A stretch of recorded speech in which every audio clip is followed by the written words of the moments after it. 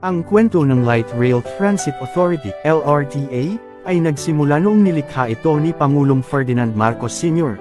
Noong 1980, para lutisin ang trapiko ng Maynila, inilunsad ang unang sistema ng RILES, LRT-1, sa Timog Silangang Asya noong 1984, lumawak sa LRT-2 pagkaraan, at naging mahalagang ahensya ng gobyerno na namamahala sa mga linyang ito ng tren, LRT-1 at LRT-2, na humaharap sa mga hamon ng kababaihan sa pagtatayo ng Metro Maynila at mga kalapit na lugar. Ang simula, 1980s. Itinatag noong ika-12 ng Hulyo, 1980, ni Pangulong Ferdinand Marcos Sr., sa pamamagitan ng Executive Order No. 603 upang magtayo at magpatakbo ng mga light rail system sa Pilipinas.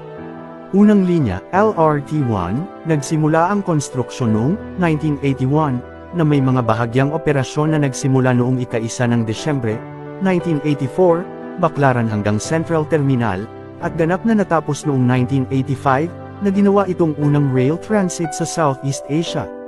Vision, upang lumikha ng isang network upang maibsan ang matinding pagsisikip ng Metro Manila, kung saan si First Lady Imelda Marcos ang nagsisilbing unang chairman nito.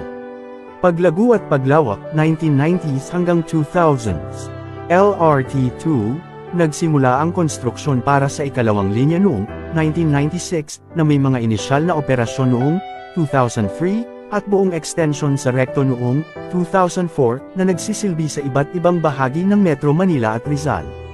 Integrasyon, ang LRTA ang namamahala sa mga linyang ito, kung saan ang LRT-1 ay pinatatakbo na ngayon ng isang pribadong konsesyonaryo, LRMC, at ang LRT-2 ay nasa ilalim pa rin ng LRTA, na bumubuo ng mahalagang bahagi ng transportasyon ng Maynila.